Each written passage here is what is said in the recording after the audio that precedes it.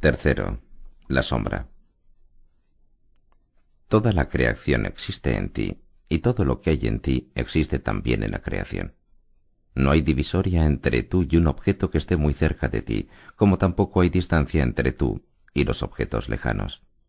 Todas las cosas, las más pequeñas y las más grandes, las más bajas y las más altas, están en ti y son de tu misma condición. Un solo átomo contiene todos los elementos de la Tierra. Un solo movimiento del espíritu contiene todas las leyes de la vida. En una sola gota de agua se encuentra el secreto del inmenso océano. Una sola manifestación de ti contiene todas las manifestaciones de la vida. Kahil, K-A-H-I-L, Gibran, G-I-B-R-A-N. El individuo dice yo, y con esta palabra entiende una serie de características. Varón, alemán, padre de familia y maestro.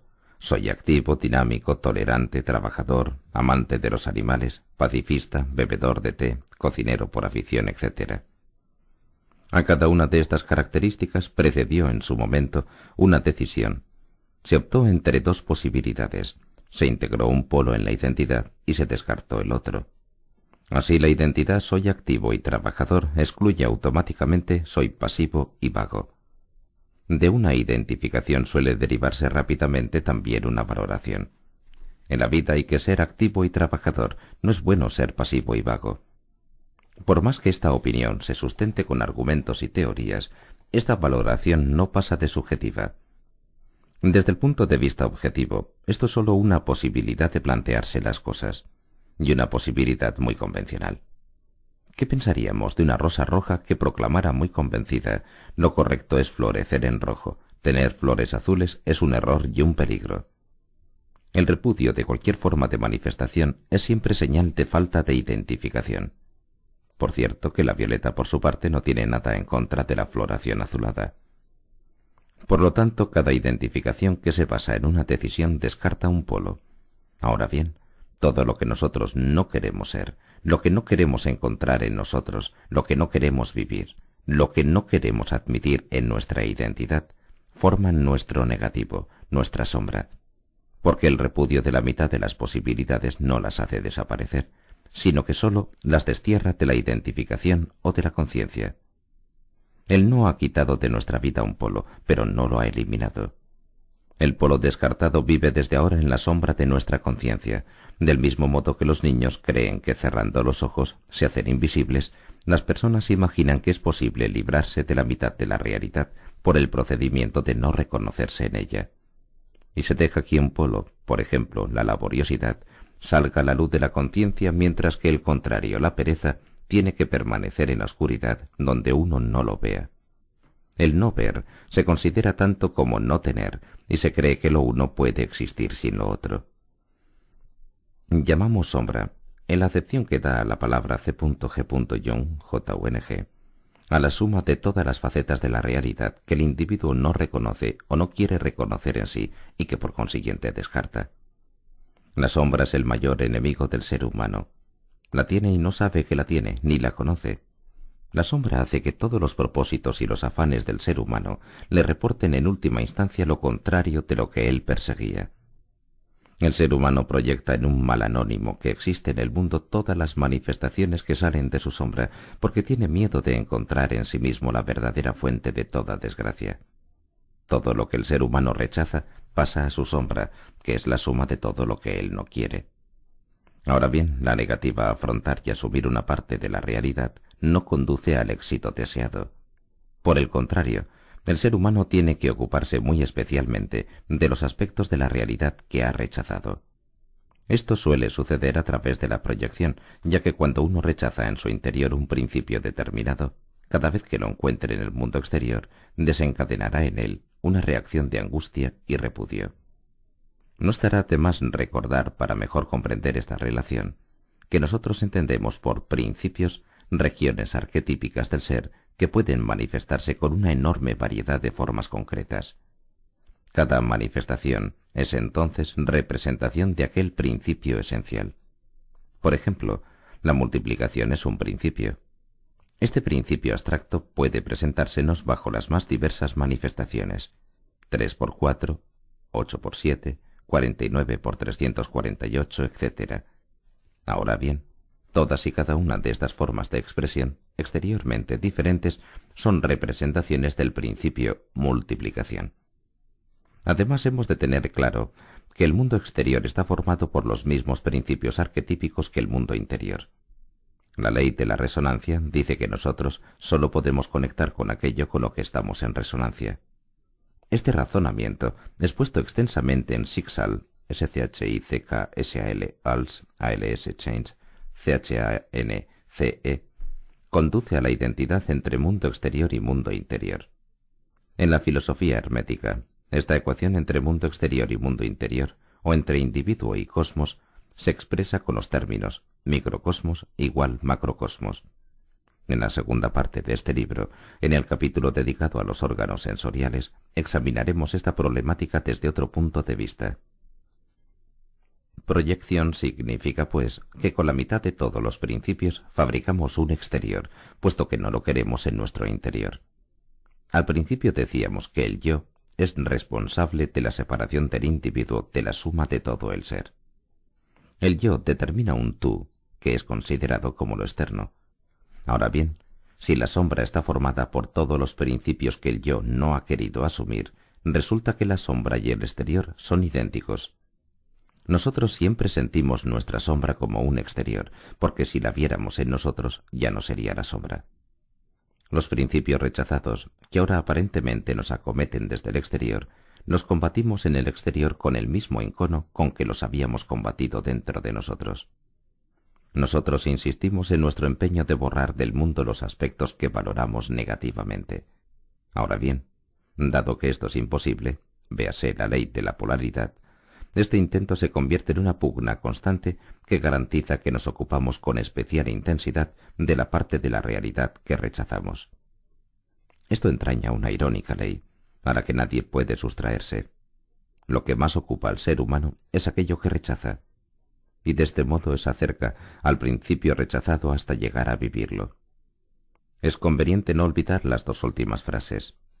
El repudio de cualquier principio es la forma más segura de que el sujeto llegue a vivir este principio.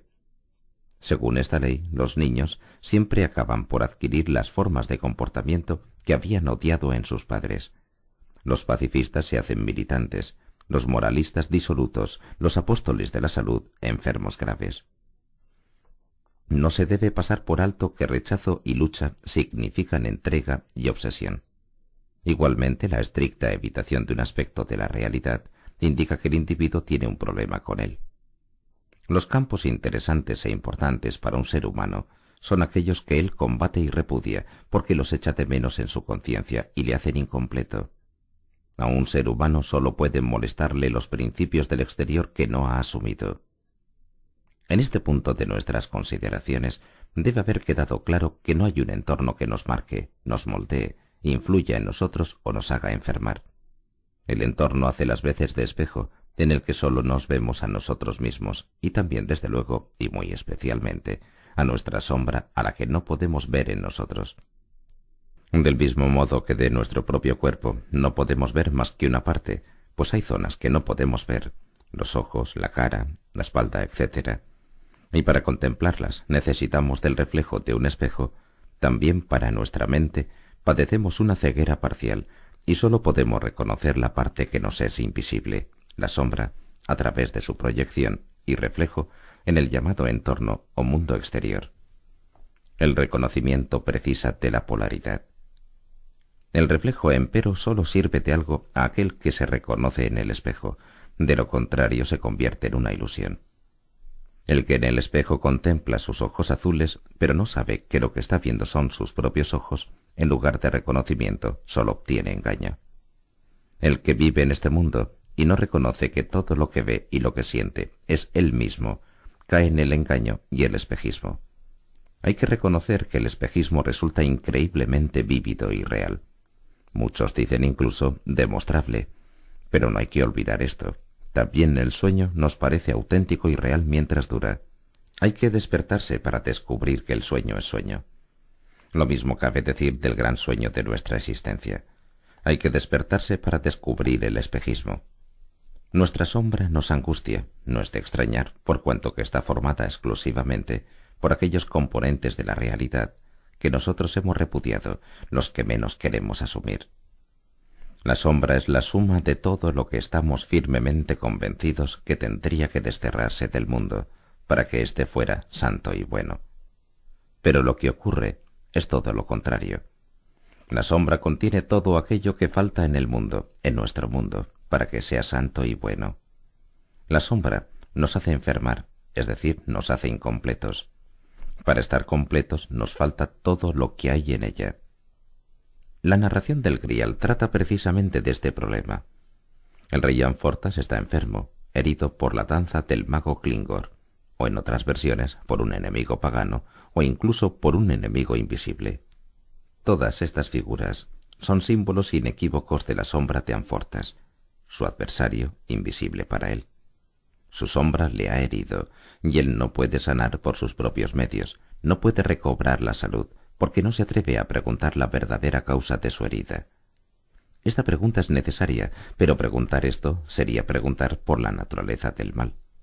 Y puesto que él es incapaz de plantearse este conflicto, su herida no puede cicatrizar. Él espera a un Salvador que tenga el valor de formular la pregunta redentora. Parsifal es capaz de ello, porque como su nombre indica, es el que va por el medio de la polaridad del bien y el mal, con lo que obtienen la legitimación para formular la pregunta salvadora. ¿Qué te falta, Oheim? La pregunta es siempre la misma, tanto en el caso de Anfortas como en el de cualquier otro enfermo. La sombra. La sola pregunta acerca del mal, acerca del lado oscuro del hombre, tiene poder curativo. Parsifal en su viaje se ha enfrentado valerosamente con su sombra y ha descendido a las oscuras profundidades de su alma hasta maldecir a Dios. El que no tenga miedo a este viaje por la oscuridad será finalmente un auténtico salvador, un redentor. Por ello, todos los héroes míticos han tenido que luchar contra monstruos, dragones y demonios, y hasta contra el mismo infierno, para ser salvos y salvadores. La sombra produce la enfermedad, y el encararse con la sombra cura. Esta es la clave para la comprensión de la enfermedad y la curación. Un síntoma siempre es una parte de sombra que se ha introducido en la materia. Por el síntoma se manifiesta aquello que falta al ser humano. Por el síntoma, el ser humano experimenta aquello que no ha querido experimentar conscientemente. El síntoma, valiéndose del cuerpo, reintegra la plenitud al ser humano. Es el principio de complementariedad lo que en última instancia impide que el ser humano deje de estar sano. Si una persona se niega a asumir conscientemente un principio, este principio se introduce en el cuerpo y se manifiesta en forma de síntoma. Entonces el individuo no tiene más remedio que asumir el principio rechazado. Por lo tanto, el síntoma completa al hombre. Es el sucedáneo físico de aquello que falta en el alma. En realidad, el síntoma indica lo que le falta al paciente, porque el síntoma es en sí el principio ausente que se hace material y visible en el cuerpo. No es de extrañar que nos gusten tampoco nuestros síntomas, ya que nos obligan a asumir aquellos principios que nosotros repudiamos. Y entonces proseguimos nuestra lucha contra los síntomas, sin aprovechar la oportunidad que se nos brinda de utilizarlos para completarnos. Precisamente en el síntoma podemos aprender a reconocernos. Podemos ver esas partes de nuestra alma que nunca descubriríamos en nosotros, puesto que están en la sombra. Nuestro cuerpo es espejo de nuestra alma. Él nos muestra aquello que el alma no puede reconocer más que por su reflejo. Pero ¿de qué sirve el espejo, por bueno que sea, si nosotros no nos reconocemos en la imagen que vemos? Este libro pretende ayudar a desarrollar esa visión que necesitamos para descubrirnos a nosotros mismos en el síntoma. La sombra hace simulador al ser humano. La persona siempre cree ser sólo aquello con lo que se identifica o ser sólo tal como ella se ve. A esta autovaloración llamamos nosotros simulación. Con este término designamos siempre la simulación frente a uno mismo, no las mentiras o falsedades que se cuentan a los demás. Todos los engaños de este mundo son insignificantes comparados con el que el ser humano comete consigo mismo durante toda su vida. La sinceridad para con uno mismo es una de las más duras exigencias que el hombre puede hacerse. Por ello, desde siempre, el conocimiento de sí mismo es la tarea más importante y más difícil que pueda acometer el que busca la verdad. El conocimiento del propio ser no significa descubrir el yo, pues el ser lo abarca todo, mientras que el yo, con su inhibición, constantemente impide el conocimiento del todo, del ser. Y para el que busca la sinceridad al contemplarse a sí mismo, la enfermedad puede ser de gran ayuda, porque la enfermedad nos hace sinceros. En el síntoma de la enfermedad tenemos claro y palpable aquello que nuestra mente trataba de desterrar y esconder. La mayoría de la gente tiene dificultades para hablar de sus problemas más íntimos, suponiendo que los conozca siquiera, de forma franca y espontánea. Los síntomas, por el contrario, los explican con todo detalle a la menor ocasión. Desde luego es imposible descubrir con más detalle la propia personalidad. La enfermedad hace sincera a la gente y descubre implacablemente el fondo del alma que se mantenía escondido. Esta sinceridad, forzosa, es sin duda lo que provoca la simpatía que sentimos hacia el enfermo. La sinceridad lo hace simpático, porque la enfermedad se es auténtico. La enfermedad deshace todos los sesgos y restituye al ser humano al centro de equilibrio. Entonces, bruscamente, se deshincha el ego, se abandonan las pretensiones de poder, se destruyen muchas ilusiones y se cuestionan formas de vida. La sinceridad posee su propia hermosura que se refleja en el enfermo.